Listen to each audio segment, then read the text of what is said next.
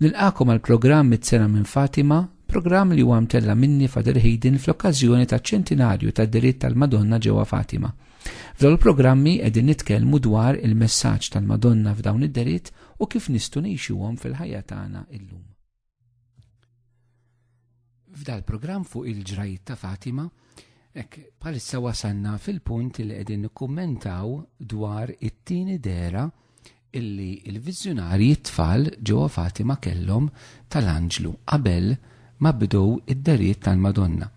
Fit-tieni waħda diġà bdejna nikkummentawha, rajna illi l-Anġlu kien talabhom sabiex jitolbu ħafna il-lub ta' Ġesu Marija għax għandhom pjan ta' ħnina lina u biex nofru talb is-sagrifiċċji kontinwament l-aktar oli. Din nikkummentajni l-aħħar darba. Ħankomplu propju x'jiġri wara. It-tfal speċjali Luċija saqsiet lill-Anġlu kif se nagħmlu sagrifiċċji għaliex huma t-talb talabhom biex jagħmlu s-sagrifiċċji. Tema ta' talbu sagrifiċċji hija tema li toħroġ ta' spiss fil-messaġġi ta' Fatima.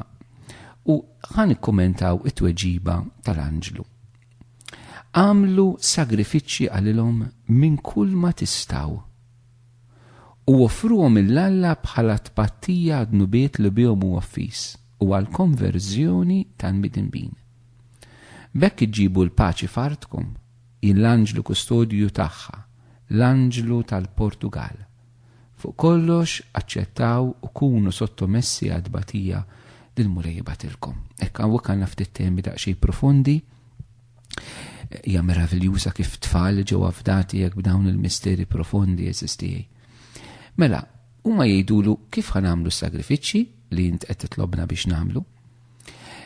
L-ewwel ħaġa li nixtieq noħroġ minn dan messaġġ huwa l-għana tas-sagrifiċċji għaliex ġewwa Fatima niġu mitluba sabiex nagħmlu s-sagrifiċċji. Bħala tpattija għad-nubiet li bihom Alla huwa fis u għall-konverżjoni tal-midinbin. Dawn huma iż-żewġ intenzjonijiet partikolari. It-tpattija għall-offiżi li Alla jirċievi bid-dnub, il-konverżjoni tal-midinbin, u interessanti li fl-aħħar l-Anġlu mbagħad jgħid bekk iġġibu l-paċi f'artkom. Li hija profonda, ġifieri għandek it-talb ta' riparazzjoni, issa nitkellmu ftit fuqu, it-tpattija għad-nubiet. It-tieni ħaġa huwa għall-konverżjonijiet u riżultat ta' dan inġibu l-paċi. Interessanti il-pjan tal-paċi allura il-qudiem fit-talb tidħol it-talba ta' Rużarju kif il-Madonna sejra tgħidilhom, fil-pjan ta' Alla biex tiġi l-paċi fuq dil-art hemm bżonn il-kunċett ta' riparazzjoni u l-kunċett ta' konverżjoni eżisti. Mela, li joffru sagrifiċċji preparazzjoni, x'nifhmu biha bit-tpattija dnubiet li Alla huwa fis. L-ewwel ħaġa rridu nifhmu x'inhu dnub.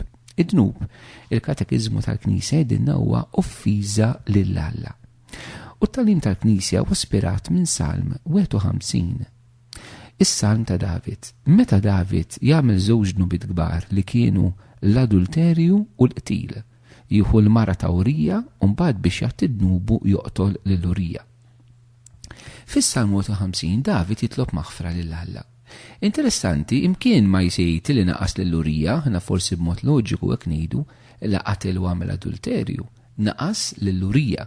Il-dar raġel li ħaddu l-mara, imma David jgħid quddiemek mulejjin għadnibt. U dak li hu ħażin f'għajnejk għamilt.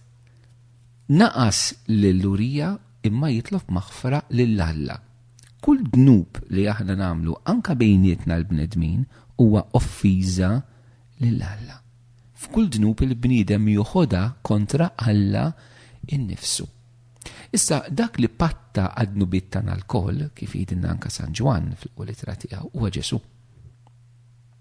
Huwa Ġesu li patta għad-nubiet tagħna, tajjeb, huwa hu illi għamel din l-offerta s-sieħa tiegħu fuq is-salib, etc. Però aħna inkwantu li aħna l-ġisem mistiku tiegħu kif jgħid San Pawl intemmu fina dak li jonqos fid-tbatija ta' Kristu issa fil-Kolossin chapter 1 verse 24. Issa ħannu ċara, Ġesu fih innifsu ma jonqos xejn dak li għamlu perfett.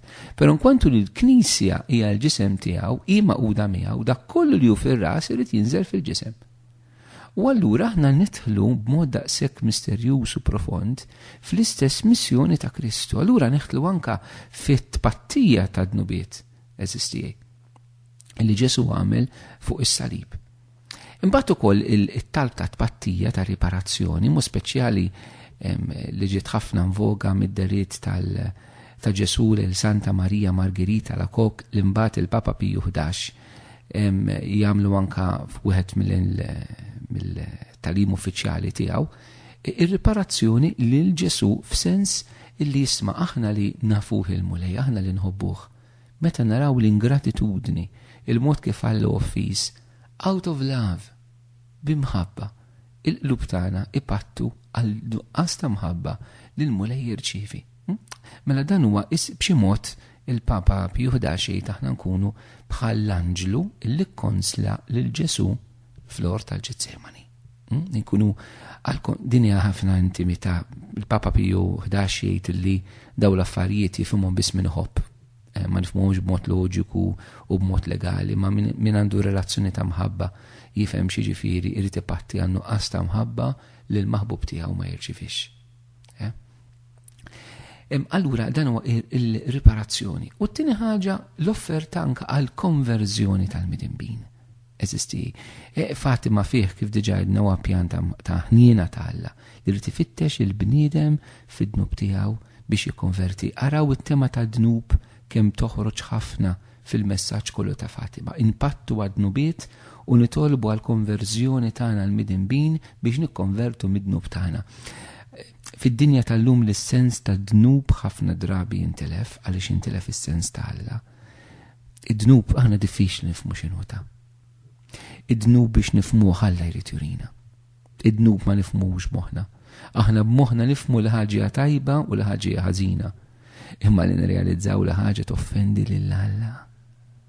Kif ngħidu fl-att tal-indiema, jiddispjaċini għall-ġenna li tleft u għall-infern li rbaħt, imma fuq kollox għaliex rextek kemm qawwija, rextek u offendejtek int li int kollok tiba u ħniena. Fil-qlub ta' dawn it-tfal ġew infużi daw il-veritajiet tal-kelma t'Alla, veritajiet li ħafna drabi llum aħna tlifnihom. Ħbib tiegħi, li nifhmu kemmu dun George Preka, forsi mhux kulħadd fehmu, u min jgħid li kien ibes, u min kien jgħid li kien sever, u min jgħid li kien barwar in-nies bil-infern, u ma naf mhijiex hekk. Daw il-qaddisin fehmu mhux b'moħħhom u ma b'qalbhom il-verità tal-kura ta' dnub u l-konsegwenzi tiegħu x'inhu. Il-konverżjoni tal-midinbin u tpattija dnubiet. Illi fejn hemm dan u mbagħad insibu l-paċi. Għaliex fit-tpattija dnubiet qed nirranġaw dejjem aħjar. Nieħtlu fiktar intimità ma' Alla, allura l-imħabba tagħna lejn Alla, u fil-konverżjoni tal-midinbin hija l-imħabba tagħna lejn il-proxmu. Il-paċi jaffrott l-imħabba. U iktar ma' n-nies jikkonvertu, ikun iktar paċi fid-dinja. Għaliex il-gwerer, u naraw kif id-deritt ta' Fatima seħħtu fil-kuntest ta' bejn l-ewwel u t-tieni gwerra dinjija, il-gwerer huma frott ta' nuqqas ta' paċi f'xi ħadd. Il-gwerer jibdew biġlieda f'qalb xi ħadd, fi gwerra f'qalb xi ħadd, u l-gwerra li hemm fina t-terrorizmu, nistgħu ngħidu ta' żminijietna, jibda minn terrorizmu biex nagħmlu anke l-messaġġ ta' Fatima twali għallum, it-terrorizmu jibda f'qalb tat-terrorista. Jibda f'qalb ta' xi politiku, f'qalb ta' xi mexxej, f'qalb ta' xi ħadd. Illi mbagħad għandu seta l-awtorità ma nafx jagħmel u jġib il-gwerra. Ma anke l-ġlied ta' bejnietna, l-ġlied fil-familja fuq ix-xogħol, jibda f'qalb bniedem jekk aħna ma nikkonvertux, mhux se jkollna l-paċi. Issa hawnhekk qed jgħidulhom biex joffru s-sagrifiċċji mhux biss it-talb. Issa is-sagrifiċċji xi drabi aħna mill-ewwel nassoċjawhom ma' xi ħaġa ta' dbatija u hemm dak l-element, però interessanti l-anġel xejdilhom għamlu sagrifiċċju minn kull ma tistgħu. Minn kull ma tistgħu. Hekk jiġifieri sakrifiċċju ġej mill-kelma sacrum fecere, jiġifieri tagħmel xi ħaġa qaddisa. Jiġifieri is-sakrifiċċju mhux bil-forsu xi ħaġa ta' dbatija, imma li jiena nuffri kull ma nagħmel nufrih lil Alla. Nufrih lil Alla maqut ħaġa waħda miegħu. id-batija inkluża. Fil-fatt fl-aħħar jidhom aċċettaw kunu sottomessi għad-batija l-mulej batilkom. Ġifieri, bħalma Ġesu fuq is-salib fid-batija obda lill-missier. Allura l-qawwa mhix id-batija fiha nfisha imma hija s-sottomissjoni lejn Alla. Kull kelma li l-anġlu jgħid lit-tfal hija importanti. Il-punt mhux id-batija imma s-sottomissjoni hija l-ubbidjenza lejn Alla li aħna ma nirribellawx kontra Alla, mekk hemm l-imħabba kbira lejn Alla. U s-sagrifiċċju huwa dan, huwa sagrifiċċju dejjem ta' mħabba.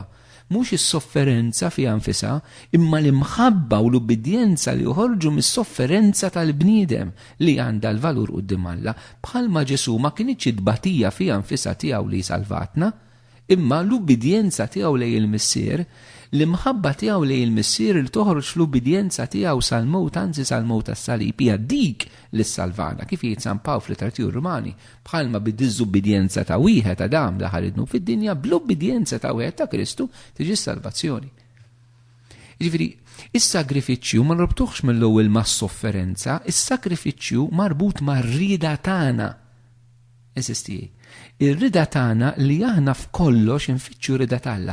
Issa aħna l-ikbar mumenti li aħna nistgħu nkunu ubbidjenti lejn Alla, inħobbu lil Alla huwa l-mumenti tal-batija fil-ħajja tagħna. Bħalma l-ikbar da u żebliħ kontra Alla jsir fil-mumenti tal-batija, anka l-ikbar offerta lil Alla, l-iktar ubbidjenza u mħabba lejh tista' tkun propju fil-mumenti tad-batija u tas-sofferenza. Għalhekk jgħidulhom sabiex jagħmlu minn kollox eżistijej bħala sagrifiċċju u joffruh il-Alla. Ejjew neħtlu anke aħna f'din ir-realtà nitalmu kif aħna nagħmlu anke l-offerta tagħna infusna eżistijej. Ħafna drabi kienna drawa sabiħa jekk diversi anke illi filgħodu ssir l-offerta tal-ġurnata li kull ma titlob, kull ma tagħmel, kull ma tġarrab tal-jum jgħaddi għalik mill-qalb teba ta' Marija, etc. Hekk talbtan sabiħ li nifmu bil-mod il-mod is-sens tiegħu mela biex nagħlqu fit-tieni dera l-anġlu jitlobhom u iħeġġiġhom sabiex jitolbu dak rajnih l-aħħar darba u llum rajna s-sagrifiċċju. Min kollox jagħmlu sagrifiċċju biex joffruh bit-tpattija d-dubiet għal konverżjoni tal-midinbin u dan iġib il-paċi fuq dil-art. Waqt li nirringrazzjakom tal-li segwejtu dan il-programm mit-sena minn Fatima, ejjew nagħlqu flimkien dan il-mument li kellna b'talba li hija marbuta mad-deritt ta' Fatima, talba li tpoġġi lil Ġesu fiċ-ċentru ta' kollox. Nitolbu flimkien. Trinità qaddisa nadurawk. Alla tagħna inħobbuk fis-sagrament imqaddes. Il-mulej jagħtikom islim.